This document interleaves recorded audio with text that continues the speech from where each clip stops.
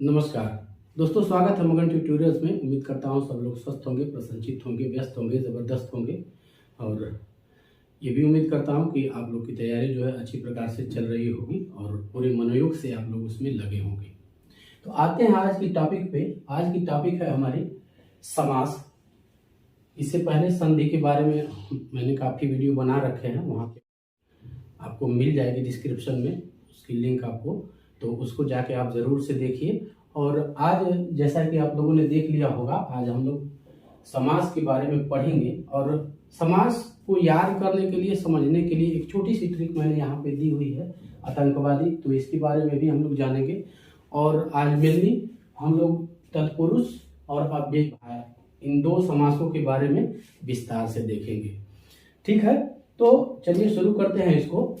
और सबसे पहले चूंकि समास के बारे में पढ़ना है तो उसकी परिभाषा हमें जाननी जरूरी है कि समास होता क्या है, समास कहते किसे हैं।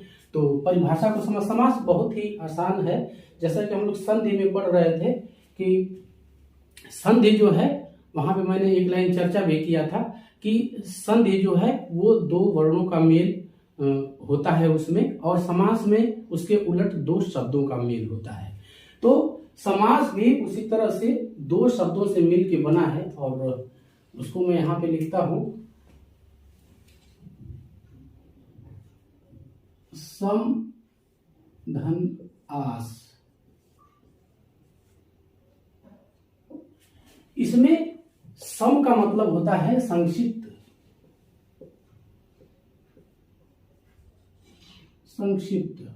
और आस का मतलब होता है इसमें कथन या इसको शब्द भी कहीं कहीं लिखता है। तो इसको यदि मिला के हम लोग देखें तो समास जो है दो या दो से अधिक शब्दों को मिलाकर संक्षिप्त करने की प्रक्रिया है। अब इसको हम यदि परिभाषित करें तो दो या दो से अधिक शब्दों के मेल से जो नया शब्द बनता है, जो नया सार्थक शब्द बनता है कह लेवल की, तो उसी को हम लोग समास कहते हैं। और समास एक प्रकार से संक्षिप्तीकरण की प्रक्रिया है। तो आप लोग समझ गए होंगे। अब दूसरा पॉइंट जो हमारा आता है वो आता है समास की भेद। समास कितने प्रकार के होते हैं। अच्छा, एक चीज, दूसरी चीज ये भी है कि समास में कुछ ऐसे टर्म्स होते हैं, कुछ ऐसे शब्द होते हैं, तो उसको भी हम लोग को ऐसे मुजबानी समझ लेना चाहिए। मैं यही कर दे रहा हूं। जैसे इसमें एक होता है सामासिक पद, इसको यहीं पे कर देते हैं। ये होता है इसमें सामासिक पद, या इसी को समस्त पद भी कहते हैं, आप लोग समझ लीजिएगा। तो समास की प्रक्रिया में जो शब्द बनता है उसी को सामासिक पद कहते हैं। जैसे ये है, तो ये पूरा प्रतिदिन जो है ये समस्त पद है। तो समासिक पद समझ में आ गया, या समस्त पद इसी को कहते हैं। फिर एक होता है पूर्व पद। पूर्व पद यानी पहला पद, जैसे यथाशक्ति मैं यहां पे लिख दूं,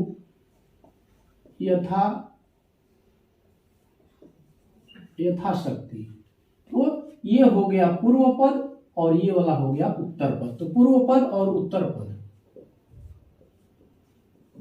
उत्तर पद। इसके बाद होता है समास विग्रह। तो जब समासिक शब्द को या समस्त पद को उनके मूल रूप में हम लोग कर देते हैं, फिर से अलग अलग कर देते हैं, तो वही होता है समास विग्रह। तो मैं समझता हूं कि ये चीजें बतानी जरूरी थी यहाँ पे, ताकि उसको आप लोग समझ सके और जान सके। और इसका प्रयोग भी कहीं कहीं हम लोग को देखने के लिए मिलेगा, और इसको समझने के लिए भी हमें पूर्व पद, उत्तर पद, सामासिक पद या समस्त पद, या फिर कहते हैं समास विग्रह, तो ये चीजें हमें जाननी चाहिए, तभी हम लोग समास को अच्छी प्रकार से समझ पाएंगे। अब है समास के भेद। समास कितने प्रकार के होते हैं, समासों के नाम क्या है। तो दोस्तों, समास मुख्यतः 6 प्रकार के होते हैं। और जैसे कि आप लोग देख रहे हैं, यहाँ पे मैंने एक शब्द लिखा हुआ है, इससे तो पूरी दुनिया त्रस्त है, लेकिन यहाँ इस शब्द का वो मतलब नहीं है। यहाँ पे मैंने इसलिए इसको लिखा है, एक ट्रिक रूप में लिखा है, ताकि समास के जो नाम है, समास के जो प्रकार है, कम से कम उनको हम याद कर पाए। और आज इसको हम इस प्रकार से सीखेंगे कि वो अपने आप ही याद हो सकता है, लेकिन शुरू शुरू में हमको याद करने में थोड़ी दिक्कत होती है कि कौन कौन से समास होते हैं। तो ये जो शब्द लिखा हुआ है यहाँ पे आतंकवादी, वैसे तो ये आतंकवादी होता है, लेकिन आतंकवादी मैंने यहाँ पे किया है, यहाँ थोड़ा सा बिगाड़ के मैंने लिखा है। और इसमें इस शब्द में जो एक एक अक्षर है वो एक एक प्रकार के समास को याद करने में हमें मदद करेगा। जैसे अ से हो गया अव्ययी भाव, त से फिर इसी प्रकार से हो गया तत्पुरुष, क से हो गया कर्मधारय, ब से हो गया बहुव्रीहि, द से हो गया द्विगु और द्वंद्व। तो आप लोग समझ गए होंगे। आतंकवादी लिख के आप 6 प्रकार के समास के नाम याद कर सकते हैं। तो मैं समझता हूं कि आपको ये चीजें समझ में भी आई होगी कि ये क्या है। एक छोटी सी ट्रिक है कि आप याद कर पाए उसको, और काफी प्रचलित शब्द है और पूरी दुनिया इससे परेशान है। हम तो खैर ज्यादा ही परेशान है, हम भारत वाले और अपने पड़ोसी से पाकिस्तान से और चीन से, लेकिन खैर वो हमारा विषय नहीं है। यहाँ पे हमारा मतलब था बस कि हम इसको याद कर लें और याद करने के बाद इसके बारे में जानें। तो दोस्तों आज मैं आपको बस 2 समासों के बारे में बताऊंगा, वो है अव्ययी भाव और तत्पुरुष, और कोशिश करूंगा कि अगली वीडियो में बाकी की ये जो 4 प्रकार हैं उसके बारे में मैं आपको बता दूं। यदि वीडियो ज्यादा लंबी होने लगेगी, वास्तव में मैं कहूं कि जब मैं वीडियो बनाने चलता हूं तो उसका ये पता नहीं होता है कि वो 10 मिनट में हो जाएगी, 15-20 या उससे कम में हो जाएगी। जब वो बनती है तभी पता चलता है कि वीडियो कितनी लंबी होगी। तो मैं अभी से आपको बता रहा हूँ कि कोशिश मैं ये करूंगा कि अगली वीडियो में ये 4 मैं कवर कर। जानता हूँ कि आपका समय भी कीमती है, ऐसा नहीं है कि जो भी ये वीडियो देख रहे हैं वो बिल्कुल पढ़ाई के लिए ही समर्पित हैं। समर्पित तो हैं, लेकिन बहुत सारे हमारे दोस्त ऐसे हैं जो अपनी जीविका चलाने के लिए, घर का खर्च चलाने के लिए काम भी करते हैं और उसी में अपनी पढ़ाई भी करते हैं। तो उसी को ध्यान में रख करके मैं वीडियो को यथासंभव बहुत ज्यादा लंबी नहीं करना चाहता और छोटी छोटी चीजें, थोड़ी थोड़ी चीजें कम समय में बताने की कोशिश करता हूँ। तो दोस्तों पहला समास देखते हैं, यह है अव्ययी भाव। जैसा कि पहले हम लोग जान चुके हैं इसको। अव्ययी भाव जिस समास का पूर्व पद अव्यय होता है तथा प्रधान होता है, यानी वे समास जिनका प्रथम पद अव्यय हो और इनका प्रथम पद प्रधान भी होता है, ये दोनों विशेषताएं हैं इस समास की, तो वह अव्ययी भाव समास होता है। उदाहरण देके हम लोग समझ जाएंगे। जैसे प्रतिदिन, तो इसका विग्रह करेंगे, ये हो जाएगा प्रत्येक दिन। यहाँ पे आराम से हम लोग देख सकते हैं कि इसका प्रथम पद जो है ये प्रधान है, यानी प्रत्येक दिन। इसी के बारे में ज्यादा बल दे के कहा जा रहा है। अब इसमें दूसरी जानने वाली चीज ये है कि चूंकि ये अव्ययी भाव है तो ये इसका क्या मतलब होता है। यहाँ लिख भी रहा है कि पूर्व पद अव्यय होता है। तो अव्यय होता क्या है ये हमें जानना है। अव्यय या इनको दूसरी भाषा में हम लोग अविकारी शब्द भी कहते हैं। मतलब ऐसे शब्द ये होते हैं जैसे प्रत्येक, प्रति, ये इस तरह के शब्द होते हैं जिनमें लिंग, वचन, काल, विभक्ति का कोई प्रभाव नहीं पड़ता है। बिल्कुल ये अपने उसी रूप में प्रयोग होते हैं, इसीलिए इनको अव्यय या अविकारी शब्द कहते हैं। जैसे हम लोग एक लिखते हैं ये प्रति, 2 शब्दों को लिख के यदि तुलना करें तो वो ज्यादा समझ में अव्यय आएगा, क्योंकि ये अव्ययी भाव समास है। जैसे यहाँ हम लोग लिखते हैं लड़का और यहाँ लिखते हैं प्रति, ये 2 शब्द लिखा, ये जो है ये अव्यय है और ये लड़का जो है एक संज्ञा है। अब देखिए यदि ये बहुवचन हो जाएगा तो ये, इसमें बहुवचन होगा तो ये हो जाएगा लड़कों, इसका रूप बदल जाएगा, लड़कों हो जाएगा या लड़के हो जाएगा। लेकिन ये प्रति है तो इस पे लिंग, वचन, काल का कोई प्रभाव नहीं पड़ेगा, ये इसी रूप में हमेशा रहेगा, प्रति के रूप में ही रहेगा। तो आप समझ गए होंगे कि अव्यय क्या होता है। तो अव्ययी भाव समास में पूर्व पद अव्यय होगा और पूर्व पद ही प्रधान होगा, वो अव्ययी भाव समास है। एक उदाहरण यहाँ पे देखिए लिखा हुआ है मैंने, आजन्म, यानी जन्म से लेकर, तो यहाँ बल जन्म पे ही है, ये अव्ययी भाव समास होगा। आप लोग समझ गए होंगे। दूसरा जो है वो है तत्पुरुष समास। जिस समास में उत्तर पद प्रधान हो, यानी इसमें दूसरा पद प्रधान होता है, इसमें दूसरा पद प्रधान होता है, उत्तर पद प्रधान होता है, तथा दोनों पदों के बीच का कारक चिन्ह गायब, लुप्त होता है या गायब होता है कह सकते हैं, कारक चिन्ह लुप्त हो जाता है। उदाहरण देखेंगे जैसे राजकुमार, तो राजा का कुमार, यहाँ ये कारक चिन्ह है। इसका कारक के बारे में अभी जैसे यहाँ देखेंगे हम लोग तो वो आपको ज्यादा समझ में आएगा। धर्म ग्रंथ, धर्म का ग्रंथ, तो यहाँ उत्तर पद प्रधान होता है। इस पे बात करनी है जरा सी कि उत्तर पद यानी दूसरा पद प्रधान होता है।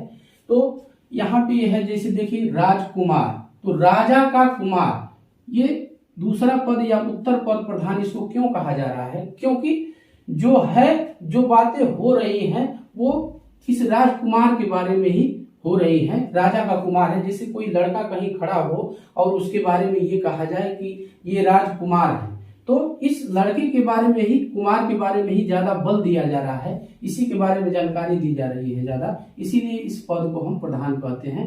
यानी ये बाद में आ रहा है तो उत्तर पद प्रधान हो गया इसका। इसी तरह से धर्म ग्रंथ, तो धर्म का ग्रंथ यानी ग्रंथ ही यहाँ पे प्रधान है। किसका ग्रंथ है? तो धर्म का ग्रंथ है। तो यहाँ पे उत्तर पद प्रधान है और दोनों पदों के बीच का कारक चिन्ह गायब होता है, लुप्त होता है। अब देखिए राजा का कुमार, लेकिन जब यहाँ समास हुआ दोनों का तो राजकुमार हो गया, ये का जो है गायब हो गया। अब इस कर्म तत्पुरुष, ये तत्पुरुष समास के भी कई भेद हैं, 6 भेद हैं। यहाँ पे पढ़ देता हूं मैं एक तरफ से इनको। कर्म तत्पुरुष, करण तत्पुरुष, संप्रदान तत्पुरुष, अपदान तत्पुरुष, संबंध तत्पुरुष और आखिरी है अधिकरण तत्पुरुष। तो इनके ये उपभेद हैं, इनके बारे में भी एक एक लाइन में हम लोग चर्चा कर लेते हैं, तो ये ज्यादा उपयुक्त रहेगा कि हम लोग तत्पुरुष समास को अच्छी प्रकार से समझ भी जाएंगे। तो देखिए कर्म तत्पुरुष, ये कारक से ही पूरी तरह से इनका जो है ये भेद जो दिया गया है वो कारकों के आधार पे ही होता है। जैसे हम लोग कारक जानते हैं, आप लोग भी जानते होंगे, लेकिन मैं एक बार उसको दोहरा देता हूं। कर्ता ने कर्म को करण से, संप्रदान के लिए अपदान से अलग, संबंध का के की और अधिकरण में पर जैसे होता है, उसको आगे देखेंगे तो वो और ज्यादा स्पष्ट होता जाएगा। पहला प्रकार है इसमें कर्म तत्पुरुष। तो इसमें क्या होता है? कर्म कारक विभक्ति का लोप हो जाता है, यानी कर्म कारक जो है, कर्म कारक की जो विभक्ति होती है को, यानी उसका लोप हो जाता है, वो विलुप्त हो जाता है। जैसे यश प्राप्त, इसका जब हम विग्रह करेंगे तो ये हो जाएगा, यही कर देते हैं, यश को प्राप्त, यश को प्राप्त। तो यहाँ जो कारक की ये विभक्ति है, कारक चिन्ह जो है वो गायब है, यहाँ को गायब है, यश प्राप्त हो जाएगा। इसी तरह से है गगन चुंबी, गगन को चूमने वाली, तो यहां से भी को गायब है, सीधे आ गया है गगन चुंबी। तो कौन सा कारक चिन्ह गायब हुआ? कर्म कारक। इसी तरह से दूसरा है करण कारक। तो कर्ता ने कर्म को करण से, यहाँ पे से होता है, इसका जो चिन्ह होता है कारक चिन्ह से होता है। सूर रचित, से या द्वारा भी होता है यहाँ पे। करुणा पूर्ण, करुणा से पूर्ण। सूर रचित, सूर द्वारा रचित, तो यहां से या द्वारा जो होता है, इसका कारक विभक्ति चिन्ह जो होता है वो गायब है, से यहां से गायब है। इसी तरह से अगला है संप्रदान तत्पुरुष। तो संप्रदान के लिए, जैसे किसी को कुछ चीजें हम लोग प्रदान करते हैं तो उसी को हम लोग संप्रदान, कुछ देने का भाव छुपा होता है इसमें। जैसे प्रयोगशाला, तो इसका कारक चिन्ह क्या होता है? के लिए होता है। जब इसका विग्रह हम लोग करेंगे प्रयोगशाला का तो ये हो जाएगा प्रयोग के लिए शाला, प्रयोग के लिए शाला। तो यहाँ पे हम लोग देख रहे हैं कि प्रयोगशाला में ये के लिए जो विभक्ति है उसकी वो गायब हो गई है। इसी प्रकार से बहुत आसान सा है, अपदान से अलग होता है, से अलग के लिए मतलब अर्थ में ये प्रयोग होता है। जैसे है इसमें धनहीन, तो धन से हीन। पथ भ्रष्ट, पथ से भ्रष्ट, जब विग्रह करेंगे तो ये आएगा, और जब इसका समास करेंगे हम लोग तो धनहीन हो जाएगा, से गायब हो जाएगा वहां पे। इसी तरह से है ये संबंध तत्पुरुष। तो ये संबंध को प्रकट करता है का के की। जैसे राजपुत्र, राजा का पुत्र, जब विग्रह होगा तो इसका होगा राजा का पुत्र, लेकिन जब समास उसका हम करेंगे तो राजपुत्र हो जाएगा, का गायब हो जाएगा। इसी प्रकार से राजाज्ञा, राजा की आज्ञा, तो ये राजा की आज्ञा इसका विग्रह होगा, और ये समास मैंने लिखा ही है, तो जब समास करेंगे तो की गायब हो जाएगा, यानी उस विभक्ति का लोप हो जाएगा। इसी तरह से आखिरी है इसमें अधिकरण तत्पुरुष। में पर, जैसे लोकप्रिय, लोगों में प्रिय, कला श्रेष्ठ, कला में श्रेष्ठ, तो यहाँ में नहीं है, में गायब है, यानी अधिकरण तत्पुरुष में जो अधिकरण कारक विभक्ति है वो गायब हो गई है। तो दोस्तों आप समझ गए होंगे जो आज की वीडियो में, तो बस यहीं तक। लेकिन जो आगे की मैं वीडियो लाऊंगा तो ये बाकी की जो समास है, कर्मधारय, बहुव्रीहि, द्विगु और द्वंद्व, इन चारों समासों की मैं कोशिश करूंगा कि वहां पे हम लोग चर्चा कर लें। तो बस आज के लिए यही था। उम्मीद करता हूं कि आपको वीडियो पसंद आई होगी, और एक रिक्वेस्ट आपसे जरूर रहेगी कि आप हमारे चैनल को सपोर्ट करें, सब्सक्राइब करें, क्योंकि इससे हमें एक आत्मबल मिलता है, और आत्मबल जरूरी है, क्योंकि अगर कोई प्रेरणा पीछे से न हो तो थोड़ा सा जो काम करना होता है वो बोझिल सा लगता है। लेकिन फिर भी हम जानते हैं आप लोग बहुत प्रेमी हैं, बहुत अच्छे हैं, वो करेंगे ही, और मैं समर्पित रहूंगा आपके लिए। कोशिश करूंगा कि एक वीडियो आपके लिए रोज मैं दे दूं। तो बस आज के लिए इतना ही, मिलते हैं अगले क्लास में, तब तक के लिए नमस्कार।